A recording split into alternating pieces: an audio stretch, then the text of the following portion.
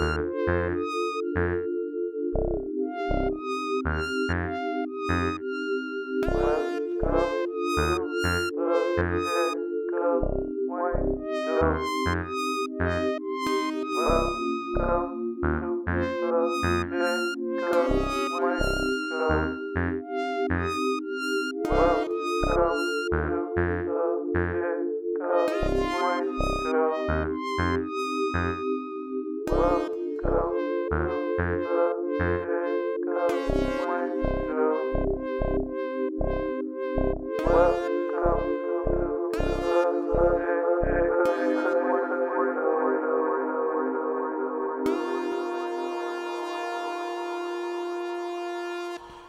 hello, hello, hello, hello, hello.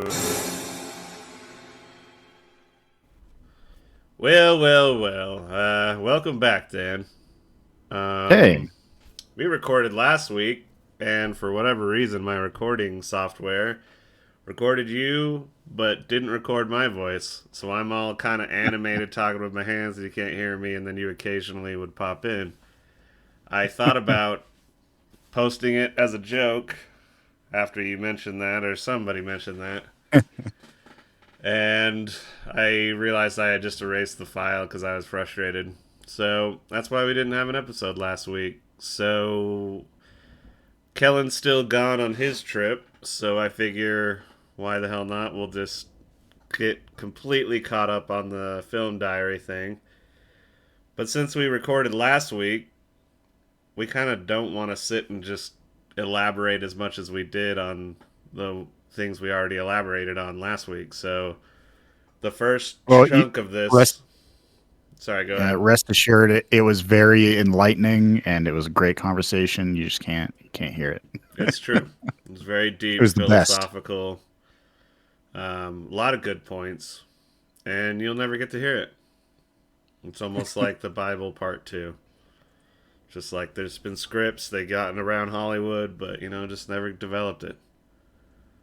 And so, yeah, this first chunk of movies we're going to discuss are ones that we've already talked about, and so we don't want to talk about them at length again. So we're going to do kind of a rapid-fire review of the first chunk. So last time we started with the Disney comedy Horse Sense. We've been watching those on our silly Thursday night movies, and every now and again Neil brings us a Disney comedy film that he thinks we'll have fun watching, playing, like, drinking games to, things like that. And this one, as I remembered saying, was stupid. Over-sexualized main protagonist trying to get all the young girls, like, catching the vapors. Stereotypical fish out of water thing. Kid from LA learns what it's like out in the country. Family thing. Gotta save the ranch, though, and he learns why he needs to save the ranch, and he has a particular skill set that helps him save the ranch. It's stupid. It's not as funny as some of the other Disney comedies Neil has brought us, but he wanted us to see this first, because apparently the little kid in it plays a blind boy in an upcoming Disney comedy that we'll watch at some point. So I gave it 1.5 stars, and I didn't like it. Do you got anything to say on Horse Sense? No, I mean that's a pretty fair assessment. Yeah.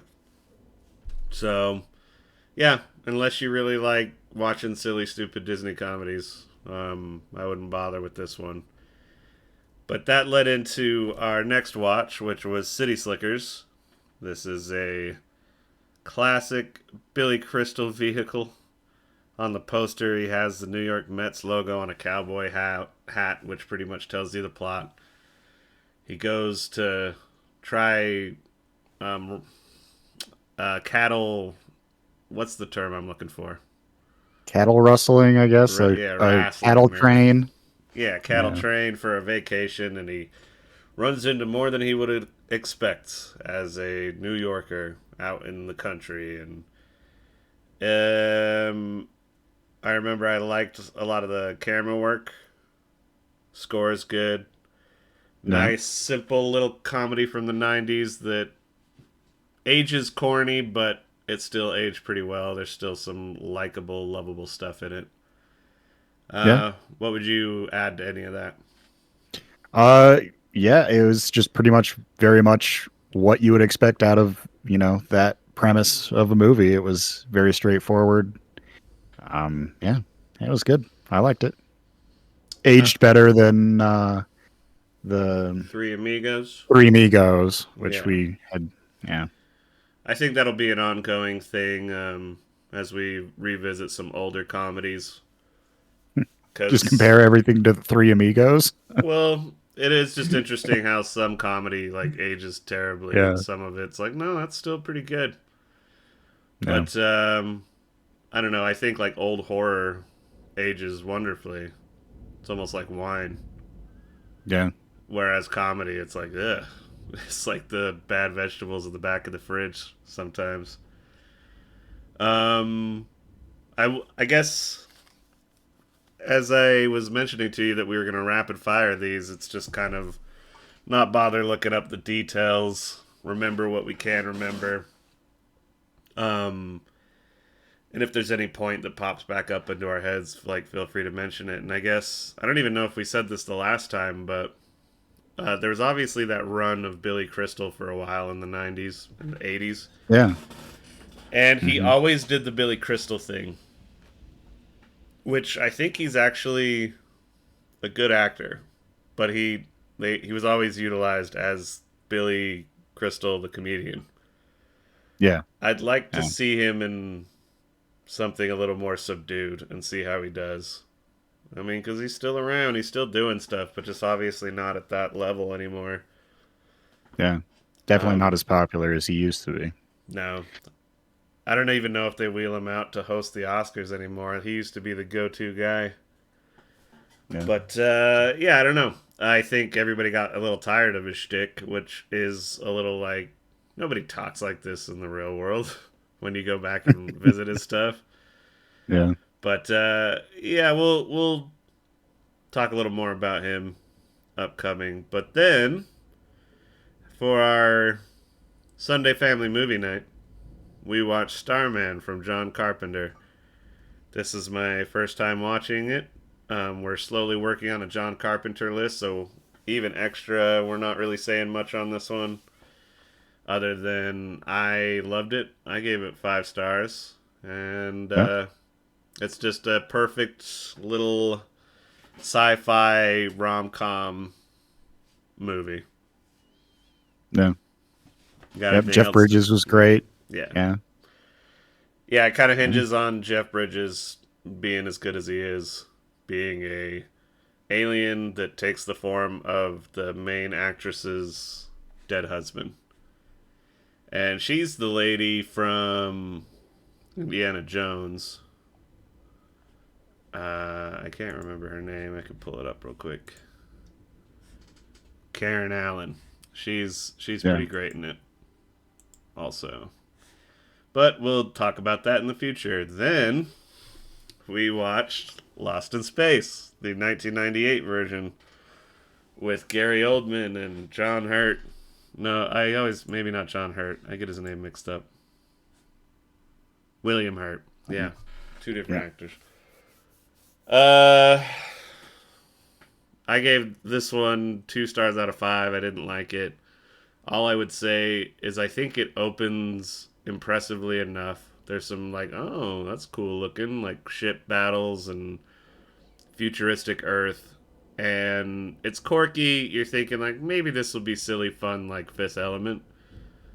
Yeah. But once they take off on their mission to Alpha Prime and Gary Oldman's deliciously evil character sabotages it. So then they end up lost in space. And from the moment they're lost in space, the movie starts falling apart. All these Yeah. terrible CGI creatures start showing up. And a weird convoluted time travel father and son story starts unraveling, and I don't know. That's about it. It sucked. By the end of it, we were like, "Oh my god." Would you agree with that assessment? Oh yeah, absolutely. I mean, I think Gary Oldman did the best he could with it, but he like that's by far the worst movie I've ever seen him in. Now, yeah, we said that last time. Do you feel like he still did a good job I with what he was given, or was it like, with what he yeah, with what he was given, I would say he did decently.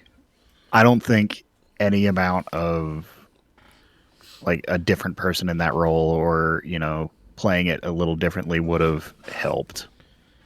He yeah, kind of knew what movie he was in, I think. right. That's kind of why I think maybe he did a good job because he wasn't given much to work with. Yeah. Everybody else in it, Joey can't help. Well, yeah, because you still call him Joey by the end of it. Matt LeBlanc, he can't help but Joey it. After a minute, he kind of tries, and then it starts to fall apart. William Hurt's half asleep through the whole thing. Um, I think, yeah, I guess the rest of the family, like Heather Graham and them, they're trying with what they're given, Yeah. and I'll say that they did a decent job. It's a stupid script and stupid story, and Yeah. yeah, I would say William Hurt didn't do a good job because he probably was just like, fucking, You phoned it in for yeah, sure. absolutely. Oh, and then the weird adult son was bad. Yeah. The little kid was okay, but yeah, it's weird. It's like, oh wow, he grew up to be a terrible actor. But that guy's been in other stuff. I remember we looked that up, and he's Yeah. gotten better. So he sucked in that movie though. So yeah, we'll just move on, and then the day Tina Turner passed away, I hit up Dan. We're like, we got to watch Thunderdome. So we watched Mad Max Beyond Thunderdome, and yeah, this is one thing that I was a little bummed out that the recording got screwed up as we were talking about it because I think we really delved into it, but Yeah. at the end of the day, it's a perfect movie to me. It wasn't always the case. It used to be a little wonky going towards the kid stuff when I was younger, for me. Yeah. But this last time around, I loved their weird mutated human dialogue and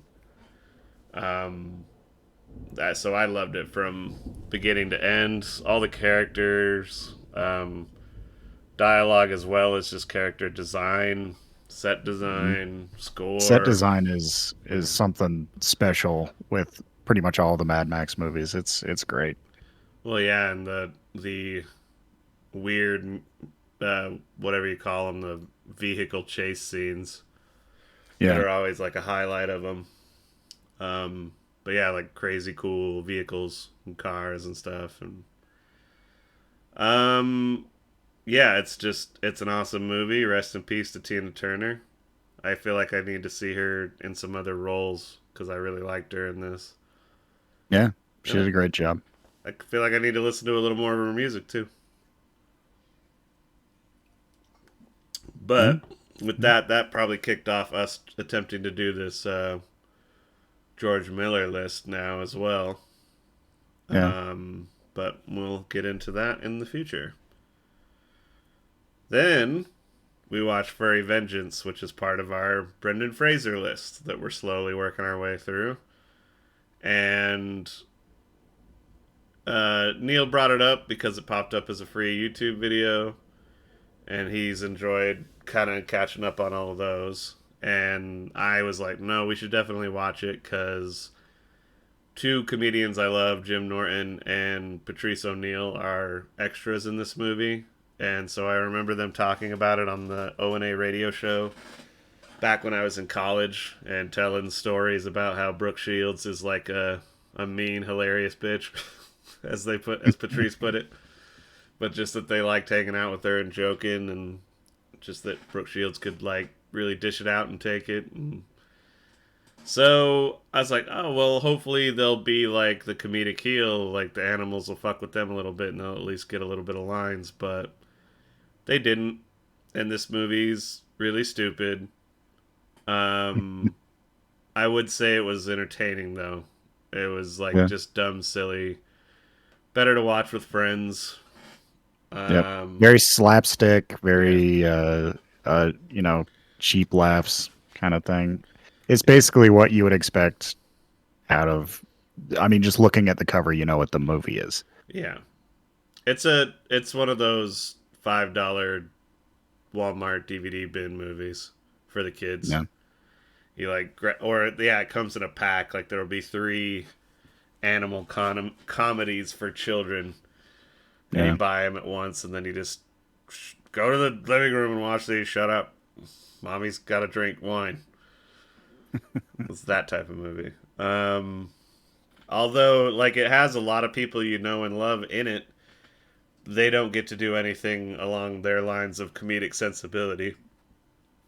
Um, but it's like I remember saying that last time is you're kind of happy that this movie gave them all work, and so that they Yeah. could keep their Screen Actors Guild insurance and stuff like that. It's like okay, seems like they had fun on set maybe, but the movie is for kids and it's stupid. And speaking of stupid but also offensive, we then watched Soul Man. Yep. Uh, this An is interesting watch. yeah. This is in that list of movies that I like to watch, which is like, holy shit, I can't believe they made this or thought this was okay movies. Yeah. There's a couple of those. There's one, Tiptoes, with Gary Oldman, which, wow, if you had an opinion on Gary Oldman's performance in Lost in Space, then I can't wait to show you Tiptoes. And, I Yeah. mean, holy shit, Matthew McConaughey in that. That movie's hilariously like what the fuck. And then there's another one with Christina Ricci, called Pumpkin, which is also equally like what the fuck were they thinking? Soul Man unfortunately isn't crazy and weird enough to be like entertaining in that what the fuck sort of way. It's just kind of like oh my god, what the fuck? It's It was like it just yeah. a mistake. It was a mistake to make this movie. Well, because I do think they were well intentioned and Yeah. Yeah. they were trying to be like, oh, this is a funny, clever way to like have this white frat boy guy learn the African American experience by taking tanning pills and essentially doing blackface and getting Yep. into Harvard using that. And you Taking know, a class from James Earl Jones, who's very stern. yes. And Uh, there's like a discussion between them near the end where it's like, so now you know what it's like to be black or something like that. And he's like, yeah, maybe I do. And it's like, no, no, you don't. It's like, stop that.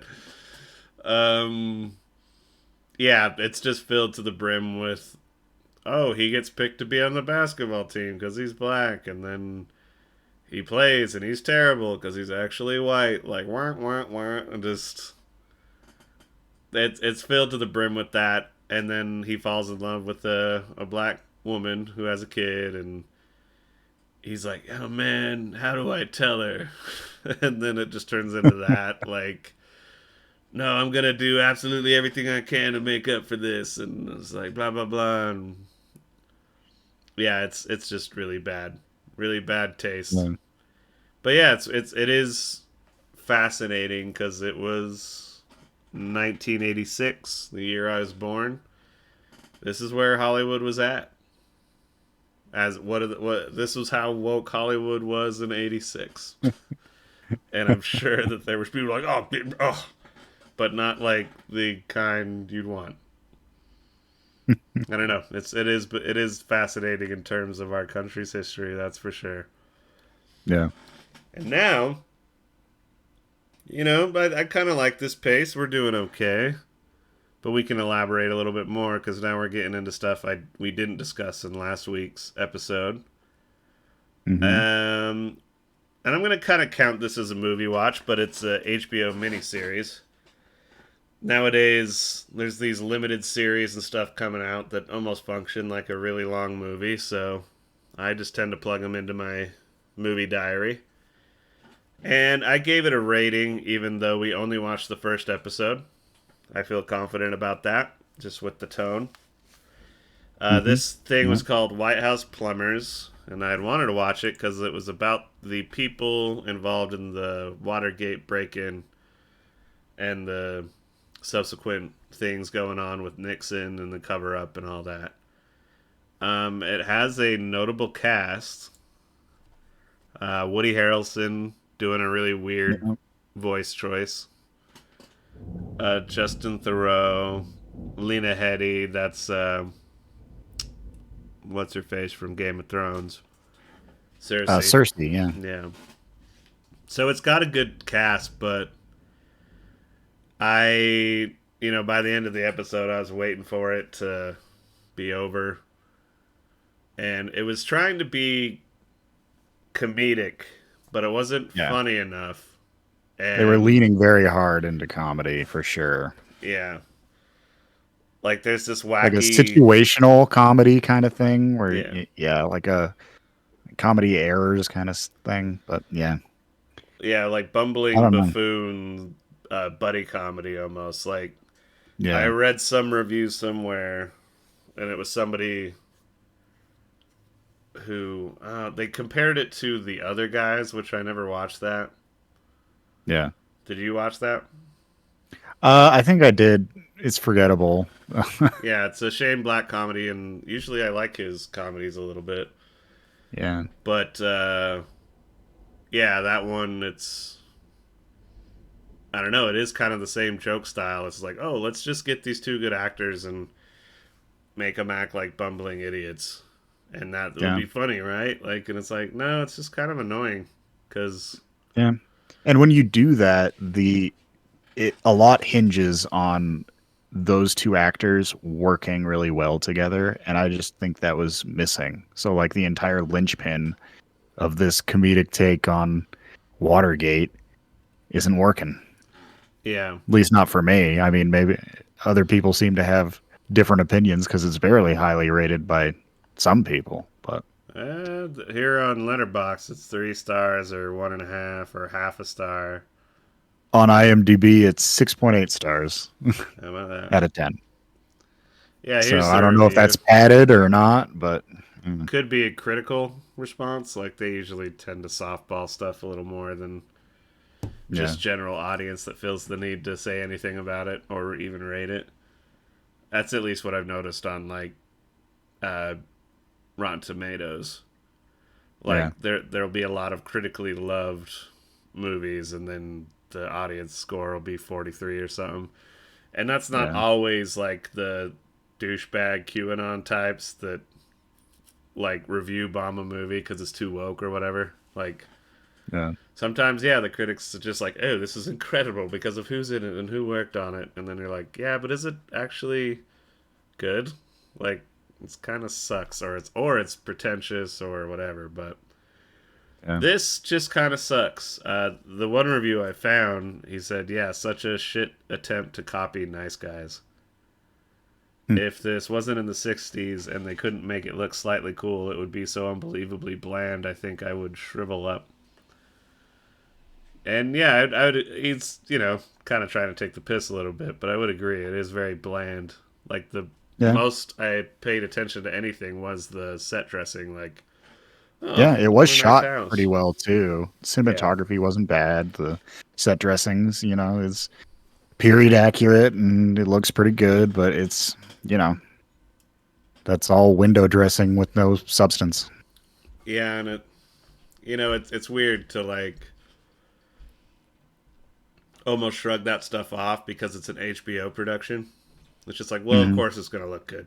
Is this actually a good Yeah, story? Like, that's how good HBO usually is with their stuff. That you're like, all right, yeah, of course it looks good. What's the story? What's going on? Like one of those limited series, man. What was that one with Kate Winslet? And she's like a cop. mm. Uh, anyway, came out on HBO. It'll pop into my head maybe, but that was really good. I started that and watched it all in one day, and that was really slow and whatever. I guess this isn't slow. It has the It jaunting isn't. comedy vibe, but it's like bland. So it's not Yeah. boring. It's just like, okay, yeah, there was this one scene where the couples meet between these two guys for like dinner. And this guy's Hmm. like, "Oh, aren't I wacky? I listened to Hitler on vinyl and listened to this speech, and we're German." And everybody's uncomfortable, and it's just loud. And his wife's like, "Oh, I'll go get the hors d'oeuvres," and it's just like it's supposed to be this wacky, all this stuff going on scene, but it's just this guy awkwardly being into a Hitler speech, Yeah. and just Woody Harrelson being like, "Yeah, well, that's Hitler, I guess." It's just like, this isn't funny. It's not interesting. And yeah, I mean, you can make Hitler funny, and it just didn't work. It was just, Yeah. wow, I'm just hearing Hitler yelling at me. This is not this is not good. I really can't even remember one joke that landed for me the entire episode. No. Yeah, I guess that's the problem.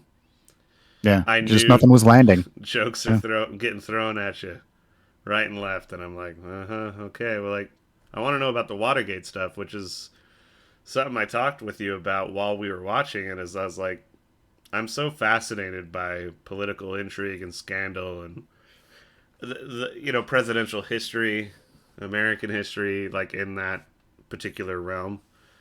And Hmm. so, yeah, I hear HBO's doing something about the Watergate break-in. I'm like, ooh, cool. And I get excited. I'm like, Woody Harrelson's a good actor. But then I'm like, oh, they're going for comedy. Fuck. It's like, I don't like, I don't know. I guess that's not true though, because we watched that movie Dick, Yeah. that was a cutesy little Watergate romp, but yeah, and it It was more nodded toward not Watergate. It wasn't about Watergate. It was kind of what was going Watergate on. surrounded it. Yeah, surrounded it, I guess. I don't know. It was more about Nixon and the time period, and Yeah, yeah. Were doing other stuff too, you know. yeah, it's comedic period piece, and Yeah. yeah, it wasn't hilarious, but it was charming, and I was entertained by it. I don't know. Yeah, I don't even remember any good music drops in this or anything. No. I think that there maybe was one, but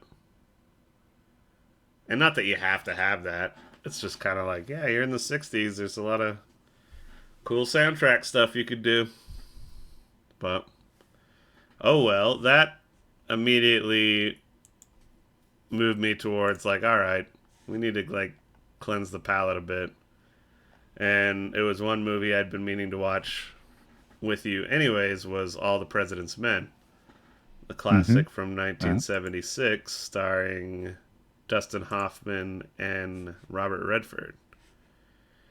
And I feel like this is maybe a movie that there's been a lot of ink spilt on it, so we don't got to Yeah. get too elaborate.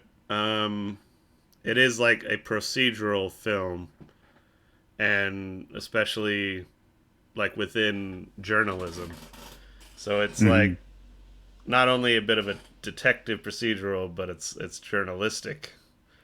And so Yeah. that might not be everybody's taste, but for me, I think it's fascinating, and the way it unravels bit by bit it is methodical, but I'm kind of on the edge of my seat with it, Yeah. which is impressive considering that it is just them like, no, you're using the wrong word in this paragraph. If you use it like this, it emphasizes that this person did know something, and we need to clarify that because we need to know when that person knew, and it's good stuff. And I mean, we were laughing because we're reading the credits at the beginning, and it was like, music by da da da da, and then it has like no music, like Yeah. through most of it. I think it was a half hour in before any music played. Yeah, but when the And they're music like, kicks music in, by all two pieces. yeah, but when the music kicks in, it has kind of this great kind of moving along '70s Yeah. political intrigue kind of style to it that I was like, oh, okay. So when the music kicks in, it really counts and lets you know that you've moved into this new phase with the story. Um, Yeah. there's a couple of really cool shots, but in general, I don't know. Yeah, it is impressively filmed in my opinion, but it's not obviously so. Yeah. Like when they're in the library and the camera's like just lifting up from the center, and it's like the Hmm. circular tables and almost looks like the Pentagon or something. And then when somebody gets a bit of information, how the camera follows them like running to the desk of the other guy. Yeah. Yeah. It's very fluid. You got anything else to say on this one? Um, I I I liked it quite a bit. A lot of the movie hinges on dialogue. I mean, it's a journalistic piece Yeah. basically. That and I mean, Dustin Hoffman and Robert Redford did a great job of keeping intrigue just through dialogue and all of that. I think I mentioned while we were watching it, it reminded me a lot of David Fincher's Zodiac. Like it's Mm-hmm. a very similar like tone, Yeah. Also and another yeah, long I liked it a movie, lot. but if you're into it, it keeps you for the whole time. Oh yeah, yeah, Um,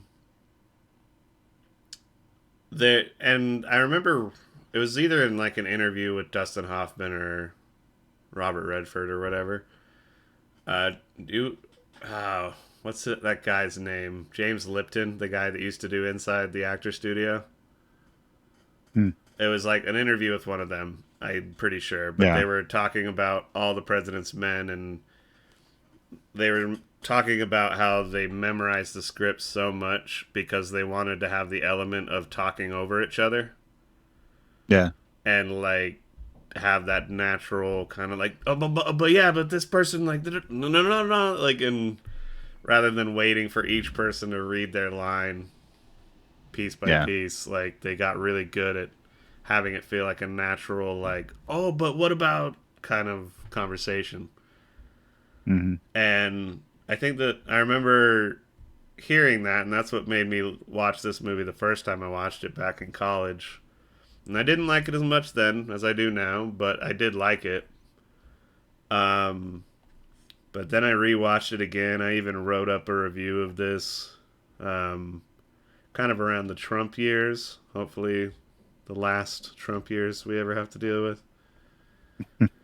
And yeah, like that's kind of where that really hit home and just like how effective it was. And I don't know, I look for that in other movies now. I never forgot that. Like when I watch other films and it's people waiting their turns to read their line, yeah, it's like it's a lot more noticeable now. And yeah, it's like, oh, this is kind of a bad. This is not like a good script can almost like pull you through that, but if it ever feels like this is good, but why does it feel off? As it's like the actors don't like live in the dialogue; they're just reading lines. I yeah, wish I had a good example of that, but I feel like you know it when you see it. You just watch something and you're like, man, this is just clunky. There's no flow to it. But yeah. then, oh, I think I didn't do any.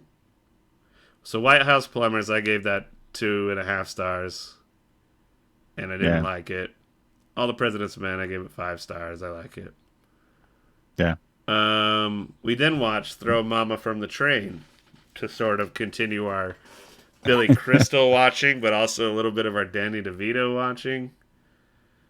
Um, I forget. Did we watch Death to Smoochie together? I've seen it. We didn't watch it together though. Okay, yeah, I think I watched that with Neil, but it was on the computer rather than when he was visiting. So Yeah. that kind of kick-started not just Danny DeVito stuff, but like stuff he directed. And I think this was like something like a family Sunday movie night. It's just one of those old classics, old comedy. And I think the comedy really holds up in this one. Yeah. I think it was very good. It was well paced. It was yeah, I liked it a lot. Yeah. Um I actually wrote up a review for this too back when I watched it before this. Hmm. Um, I said I was glad I watched Strangers on the Train not too long before I rewatched this, Hmm. and I think that's very true. If you've seen Strangers on the Train, that kind of helps elevate the movie even more because it's that old crisscross. The you do my murder, I'll do yours. Hmm. If you know that, it's even more enjoyable. Um, Billy Crystal, I it's he's being Billy Crystal. I don't know why I Bailey? said it like that. Um, he's definitely being Billy, but he's a little more dark in this, Yeah. and I like it more. Yeah. Um, is it Anne Ramsey Anne was, Ramsey? yeah, she was great. She was great in it. She was nominated for an Oscar for it. Didn't win, but nominated. She did a great job as, the old crotchety lady, Owen, Danny DeVito's mother. Owen, you clumsy poop. Yeah, she's just yeah, she's like so perfect at being like this Yeah. terrible mother. Insufferable. Yeah. Yeah, like Lady. but then it's like what the last kind of line near the end. Sultry. It's sultry and it was a sultry evening. And then she's like, I gotta get out of this room. It's too damn sultry in here. Like yeah, it's fun little oddball jokes like that. That's why I think it holds up better. Yeah. It's very Danny DeVito. The more you get to know his comedic sensibilities, especially as a Hmm. director, like, yeah, okay, it's this offbeat, kind of dark, wonky sort of thing. Because it's like we need to watch Matilda sometime, Yeah, definitely. I love that movie. and I mean that for a kids movie is pretty dark and like surrealistic with the Hmm. camera angles and all that. Yeah, Danny DeVito's character in this it is interesting because he's so like sweet and lovable and sort of not all there. It's like I don't know if they're playing him like he's on the spectrum or something from an '80s understanding of that. But Yeah. yeah, it is interesting because then if you picture his character in this and then compare it to like say the Penguin in Batman Returns, Hmm. like he's got a lot of range. It's easy to look at all his stuff as like, yeah, it's just Danny DeVito being Danny DeVito, but Yeah. yeah, he can go places. Um, If his appearance wasn't the way it was, I yeah, think people would be taking him a lot more seriously. It's easy just to write him off as, oh, it's the short funny man. But yeah, no, he's actually a really good actor. yeah. He's not just, you don't have to relegate him just to like this comedic corner. He's pretty good. Well, I mean, man, two roles I love him in is his small role in One Flew Over the Cuckoo's Nest, Hmm. Yeah. and I don't even know if he talks in that. I can't remember. If it is, it's like really brief. And then his role in Man on the Moon, Andy Yeah. Kaufman's manager, like he's just really sweet and lovable, and yeah, I don't know. Anything else on that movie? I gave that 5 stars. It's Yeah. a personal Yeah. I favorite of liked mine. it quite a bit. As far as comedies that stand up that from that era, yeah, did did a good job. Well, and that one dumb little bit where he's like in Hawaii and he keeps calling him Yeah. back, but Yeah. he's like in a different location. It's just cheap gag, but I fucking love it. Yeah. All right, so then we watched the David Bowie documentary. I feel like there's a few of those, but this is a newer one. Definitely, 2022. Yeah. yeah, definitely going for that stylistic, almost like an elongated music video with just it's narrated by clips of him. Yeah. Um, so it's beautifully shot, very beautiful visually. I I kind of prefer with documentaries to be a little more like having it pieced together and made sense of everything.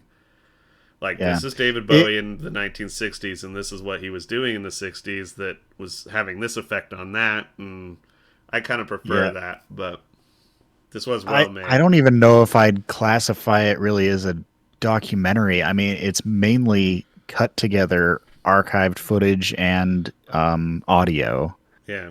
of David Bowie. It's told pretty much chronologically, Hmm. and then it's just edited together in a way that's like really cinematic and pretty. Yeah. And I mean, It's I think they even use yeah, footage it's from other stuff, like not David Bowie related at all. It's just maybe yeah, the era, yeah, but it's like edited in and blended. It's not like, I don't know, that standard thing like this was Bowie in the 60s and then they do a montage of Vietnam and the civil rights movement or whatever. It's just like it's yeah. all blended. Um yeah, as yeah, it's like take a mushroom or something and watch this. You'll probably have a wonderful time. Yeah, yeah. But It's very pretty for sure. It's beautiful. yeah. It's just I don't think it's super informative. If you were looking for a documentary in that sense, there's better ones. But it is a very pretty kind of journey through the eras of David Bowie and his music. What was the one you recommended to me? Because I Oh, said I loved his last album. the last 5 years. It's also an HBO documentary. Let me look it up. Yeah. I was saying how much I liked his last album, and it's Yeah. currently my favorite. That being said, I need to listen to and digest his more of his work.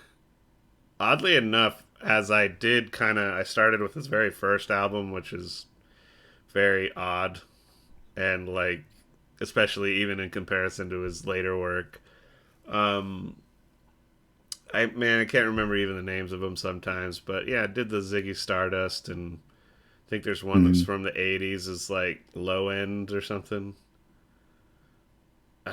That was the one that was interesting in the thing where he was constructing it by like playing this many notes for this stretch, and it's all random, but then looping it Yeah. or like whatever, and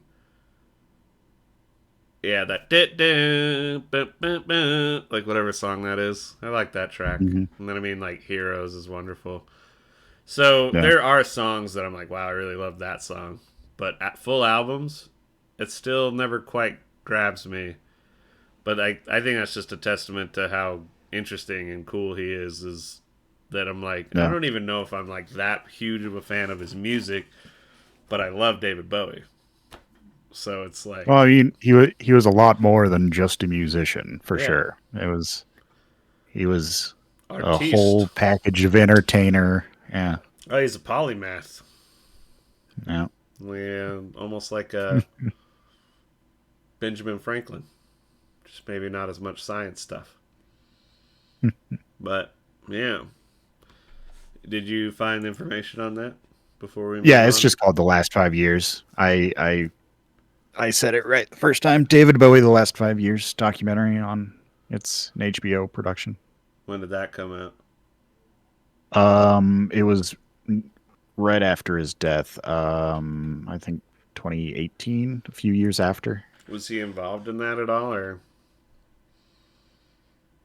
like helping In put the it together? documentary? Like, did he No. help put it together at all? No, no. Because I mean, part of his last album, that's what was so. 2017 Hmm. is when it came out. So it was right after his death. But yeah, that's what's fascinating about that last album is just how self-aware of his impending doom what was coming, and just like, well, this is what I'm gonna do to use that to create something, and it's very Yeah. admirable. So this next thing we watched, which is the opposite of admirable, also on that holy shit, I can't believe they made that list, is Yep. this movie LaQuisha, written by a white guy who it's Written and directed by written the and same guy directed and and stars acted in. stars in Jeremy Seville. Uh, And a white guy pretends to be a black female talk radio host and becomes a huge hit. Um, Pretends to be a black female advice talk radio show host, which I yeah, think is the key element because this there's like not tons of these, but this is almost a little bit like a Tommy Wiseau The Room or a Neil Breen film where this guy probably put the funding together for this movie. This is his like grand vision, and he's gonna get right to the core of what's going on in our country and why we just can't seem to get along, and talk about like how race relations should really be handled and da da da da da. And he's doing it while pretending to be a black woman. And I could just picture him like writing this in his like hotel room or something. Is like, oh, and then I'll make a point about this, which will be hilarious because I'm doing it as I'm putting on a black woman's voice. But then I'll like give this one racist a talking to, and then I'll also give this woman advice about how she should be dating men because she doesn't get it. And he's just like every character you can tell he wrote it because they're like, wow, you're just like so smart and get so right. smart and handsome, and How does nobody such have great you? advice. You're sexy and smart and just. And then there's this weird part where the character he creates, LaQuisha, like starts to take over his body, Yeah, and then he like goes into the recording booth and gives himself a talking to as LaQuisha, the black woman inside of him. It's really bad, and it came out in 2019, so that's kind of the other interesting juxtaposition between this and Soul Man is 1986. They're trying to do a good thing with it and just failing miserably by being yeah. offensive. And this is him like, oh, I'm going to be offensive, but I'm actually going to have a lot of these awesome points. So then when you watch it, you're going to be like, wow, I went into it thinking he was going to offend me, but I learned so much. And it's just like, no, he didn't learn shit. No, No you're good just points are offensive. made. You're one of those assholes that has sunglasses and sit in your truck and do TikTok videos. Like, that's it. I just can't take this what Walmart's been doing lately. Let me break it down for you. And you're just like, ugh, shut up. Shut the fuck up. But like, oh yeah, it's like as I put it, I had like douche chills through the whole movie. It's very Yeah. like odd. It's like out of body experience almost. You're just like, I can't believe this is so profoundly offensive and bizarre and weird. And yeah, I don't know. Do you think this he was well intentioned with this, or is this a giant ego stroke? I think he thought this was his big break. He Yeah. was gonna write and direct this movie, and he's just so good at what he does, which I can't even define. Probably calls it comedy, but I don't know. That he was just gonna get discovered through this, and so many people were gonna love this movie. Well, one thing we pointed out was that scenes just don't end. Like a Yeah, character yeah, will talk and they'll just keep talking. And at the beginning of the film, he's giving advice to somebody and he goes into doing a Gandhi impersonation, but he just won't stop. He just keeps fucking doing it. yeah, And I have to admit it, like as a person who growing up had little random voices for like this and that, and it would make people laugh and people enjoyed it, and they're like, oh, do the one fucking guy's voice or whatever. I'm like, okay, sure, and you go off on it. But it's just like, man, no one to shut up and like just cut it yeah, off. And sometimes I've not known how to do that very well because it can be a little addicting to do these silly fucking voices. But I think that's what it is. Is he just thinks he's awesome at impersonations and he's not. yeah. And so he's like, no, yeah, like you're saying, like this will be my big break. I'll start making a bunch of these, like Tyler Perry's you know, Yeah. house or something. And yeah, If a aging white man was trying to be Tyler Perry, this is aging what. white Republican. Which Yeah. I think actually Tyler Perry is Republican. I'm not 100% on that. It's kind of more because of the Christian thing. But yeah, it's embarrassing and awful. So if you like to have like cringe, like oh my god, what is happening? Why did they make this? Then maybe with a group of friends, but just be aware that it's offensive. And we made sure to not rent this Yeah. and give It him was any. free.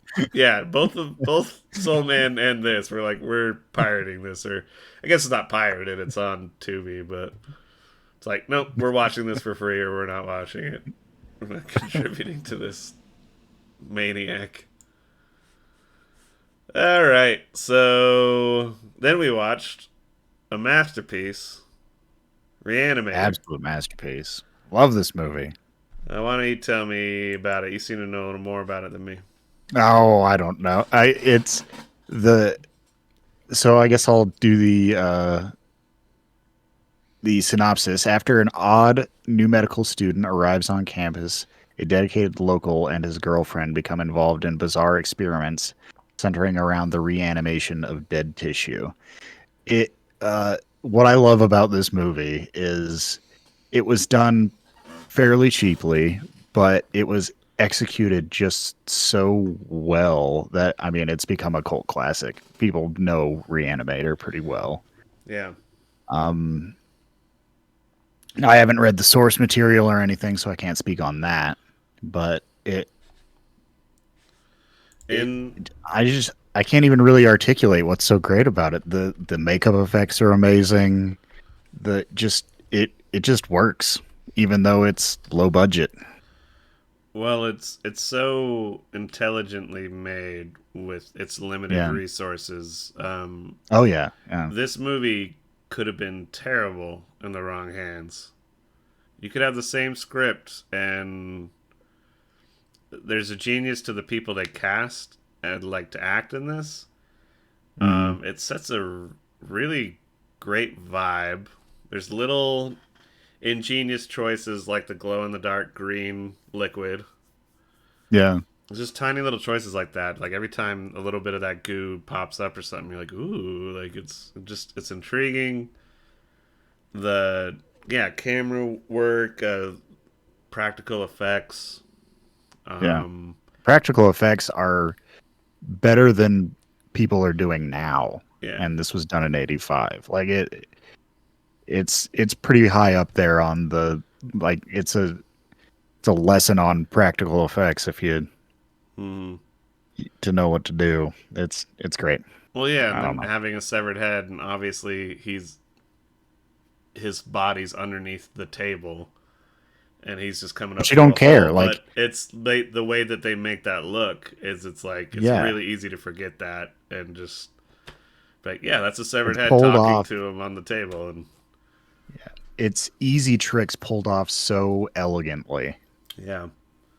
I remember reading this the night we watched it. This is on the production on their Wikipedia. The idea to make Reanimator came from a discussion Stuart Gordon had with his friends one night about vampire films. He felt that there were too many Dracula films and expressed a desire to see a Frankenstein film. Someone asked if he had read Herbert West's Reanimator by H.P. Lovecraft. Gordon had read most of the author's work, but not that story, which was long out of print. He went to the Chicago Public Library and read their copy. It kind of elaborates on that, but obviously he was taken with it. There's a special effects technician, Bob Greenberg, who had worked with John Carpenter on his first film, who Yeah. was a little involved in this, and so yeah, like it's just in that tradition of like John Carpenter and other like B movie sci-fi horror of the era that like they had that special effects and practical effects thing down.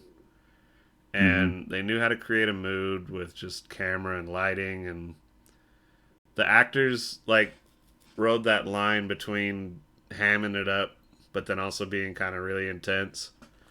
Yeah. It's just the right amount of cheese. Like Yeah. it's great. And that's I think one element of it that I really like too, like with that production, is that it is a Frankenstein story, but it takes that and like makes it like when you actually think about the Frankenstein story, you're like, oh, that's actually really morbid Yeah. and like creepy. Like, oh yeah, like they can't keep talking about brain death and arguing with the professional. It's like, no, I'll make the brain survive for longer, and so he's experimenting on like cats and other like corpses he can find, and they're insane. Like they're mad, crazy, like zombie esque. But it's beyond zombie because it's like they're not like brain. They're like screaming like they're insane because they've been brought back from the other side or whatever it is, Yeah. and it's like that's really effective. You're just like, oh my god, this is horrible. But this guy is just so ambitious that he just doesn't care. Um, yeah, I mean, there's not much else I can say on that one. It's just I hadn't seen it in years, and I was like excited to rewatch it, Oh yeah. Yeah. and man, I really loved it this time. So it's kind of funny. I used to like not be as into this type of horror movies or even more serious movies. I liked kind of Hmm. more middle of the road, blockbustery, mainstream stuff. And I just feel like over about the last 10 years, I it's hard for me to give a fuck about the Marvel movies. Like I try to keep up with it for like the cultural zeitgeisty nature of it all. But yeah. So the reason I even mention that is I'll get a hell of a lot more entertainment out of LaQuisha and Reanimator and All the President's Men and just rewatching that stuff. Most of the shows that are popular with people right now, I'm like, I kind of just don't give a fuck. Um, I usually like the ones that just about everybody loves. Like I'm still working on Succession, but I love Yeah. Barry, love Righteous Gemstones, love Sopranos. I liked Game of Thrones. Didn't think the Yeah. ending was as terrible as everybody says it was, but it definitely wasn't that great. Yeah. But yeah, I Sunday woke up after partying and having a good time with my band, and just like, all right, I'm feeling it, so I'm gonna lay in bed and watch Ant Man and the Wasp: Quantumania, and I gave it 3 stars out of 5 purely because of the amount of work that went into it. But that being said, even there's a lot of work put into it, and Jonathan Majors acted in the role pretty good, which he might not even be acting in that role anymore after his actions of the last couple, like, well, I guess was that a month ago? Did you hear about that? I didn't. Apparently, he beat a woman. Um, Oh, what a uh, winner.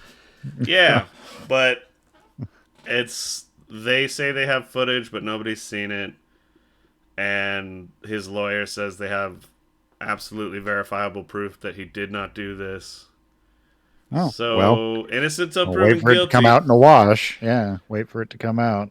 But if they're setting you up to be the next Thanos, and you're gonna be Kang the Conqueror, and then it's like, oh, he beats women. Maybe we shouldn't have him. And that's what's the nature of his character is. It's all the variations of Kang in the Yeah. multiverse are like they all are in cahoots, sort of. And so it's like not only are they setting up like one villain, it's like this villain that was going to be popping up everywhere in all these different movies, and then it's like to me it's like, well, if he did do it, just cast a new actor. I don't think people care that much because that is the Yeah. nature of this film. Is it's such a setup for the next Marvel thing that it's not even its own movie, and it's stupid Marvel humor through the whole thing of like that's how these creatures talk down in the quantum realm, and Bill Murray shows up acting like Bill Murray, and it's just like this isn't even like this is just a series of jokes with AI generated art backgrounds, and just it's fucking stupid. And I was bored out of my mind during it. Yeah, and just I am not one of those people that just I hate Marvel movies because they're corporate, blah blah blah blah.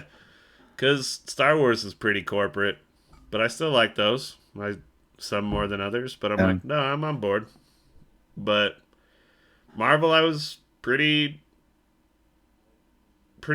much enjoying it up until about Endgame, and then there's some stuff after that I was like, that was pretty good, but it has really been falling apart.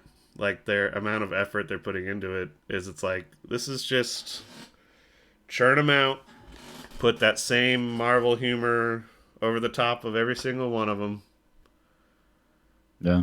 and it's just like I'm not officially done yet, but I'm getting there. I'm like, I think I Yeah. might be fucking done with these, which is sad Yeah. because I think I had talked to you about it. I don't know if it was on the podcast, but not Endgame, Infinity War was to this day is still the best movie going experience I've ever had as far as like audience interaction. Yeah. Um, the only other thing close to it was when Inception came out, and I got to see it in Taiwan, and it was just like, is this all a dream? Kind of weird wonkiness, and it was my first time out of the country, so like leaving the theater and looking up and seeing Taipei 101, the building, and just kind of like, wow, like life is fucking weird, man. And yeah, it's just for pure audience camaraderie almost, but then everybody had their own little particular characters that they loved. Like you could see them react almost like firecrackers going off, like when their character died or something. It was like, holy Yeah. shit. And so yeah, to me it is a shame what they've been doing with it, and but at the same time I don't know what you do to fix it. It's like you can't really put the genie back in the bottle. You already Yeah. hit end game, and you had your big like oh like moment, and they're like, okay, now we're gonna do multiverse and just everything, and then it's like might be too much. It's not enough like Yeah. cohesion and coherency to pull it off, because now it's just all bland and everything's silly and Well, wacky and weird. comic books had the same issue. They you have a section of comic books and they just keep building and, upping the ante over and over and over, and eventually you get to a point where you need to reboot Yeah. because there's nowhere else to go. And I'm no movie executive or anything. I'm sure they're fine with all the money they're raking in, so they're not going to change anything. But my advice would be slow down and maybe think about restarting something. I think I came up with an idea. Tell me what you think about it. So they've already like gotten caught up in all the multiverse stuff. Yeah. And so they did the Spider-Man where all the Spider-Man showed up, and so they're enjoying the money that stuff makes, but to me I don't think that is going to last forever. Yeah. So I think that they finish this out. They do their whole big multiverse and multiversal war and have one more big bad.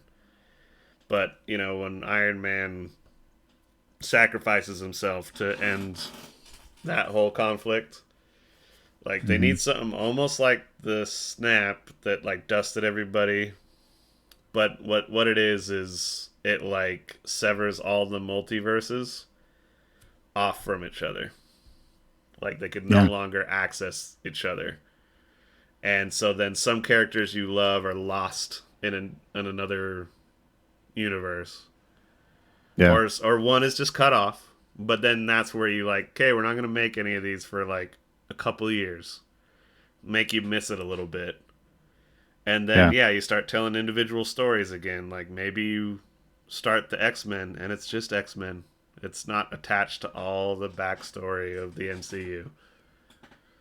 And then, so Yeah. yeah, you can have the individual series, but then maybe you could sort of hint that there's starting to be openings between verses again. But you don't immediately jump into that and just make it the multiverse all over again. It's like you kind of it is like the comics. You reboot it and then just zone in on individual characters for a while. Yeah. And then yeah, kind of re-earn that. Okay, we're gonna try to put some of them together again, or have the Avengers again, and people will have wanted that for a while. They're like, okay, we haven't had the Avengers since the big event that like cut all the universes off from each other, and I think that's the way to go because Yeah. there is an element of the whole DC Comics thing where I think that they sort of crack the code, but they have studio executives that are so inept that they still make dumb decisions here and there. But they're like, Yeah. oh no, yeah, you can make a Batman trilogy that has nothing to do with the other ones, but then have a Batman that's different in your little team up universe. It's like you don't have to have Yeah. everything be attached to the team up universe. Yeah. That's my biggest problem with the Marvel Cinematic Universe is I feel like I'm being held hostage to watch all of these movies Yeah, and TV shows and stuff because they all connect to each other. So if you don't watch one of them, you won't get it in the yeah, next one. It's just like, no, contain your story to the thing, to the yeah, one thing that you're doing for this movie. yeah. Because it's like that is like the thing I enjoy. It is okay. I got my nice little Nolan trilogy of Batman over here, and it has its own style. Hmm. But then I'm like, yeah, just 3 films of that. Next time I see Batman, I want it to have a different flavor, a different style, a different director. And I think Yeah. that that applies to Marvel just as much.